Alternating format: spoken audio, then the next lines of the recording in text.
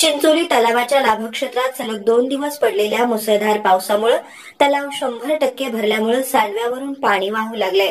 त्यामुळे लाभक्षेत्रातील सुमारे 728 हेक्टर क्षेत्रावरील शेतीसह जनावरांच्या पिण्याच्या पाण्याचा प्रश्न मार्गी लागल्याने शेतकरी आनंदित झालाय।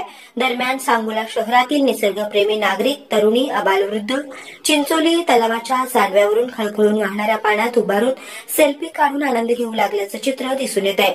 लघु पाटबंधारे विभाग सांगोला अंतर्गत सांगोला मोहोत रोडवर चिंचोली गावच्या पश्चिमेला चिंचोली मध्यम प्रकल्प तलाव आहे। या तलावाचे पाणी साठवण क्षमता 109 दशलक्ष घनफूट आहे। या तलावाच्या पाण्यावर चिंचोली, बामणी, सांगोला, बिलेवाडी लाभ क्षेत्रातील सुमारे 728 हेक्टर क्षेत्र ओलिताखाली येत असून उन्हाळ्यात तलावातून कॅनॉल मार्गे रब्बी हंगामासाठी शेतीला पाणी सोडलं जातं। तसेच तलावाच्या पाण्यावर जय मल्हार पाणी वापर संस्था व जय हनुमान पाणी वापर संस्था चिंचोली या 2 संस्था कार्यरत आहेत। चालू वर्षी तलावाच्या लाभक्षेत्रात कमी अधिक पडलेल्या पावसामुळे तलावाची 100% भरण्याची वाटचाल सुरू होती। दरम्यान मघा नक्षत्राचा रविवारी आणि सोमवारी सलग 2 दिवस मुसळधार पाऊस पडल्यामुळे तलाव 100% भरून सांडव्यावरून खळखळून पाणी वाहू लागले।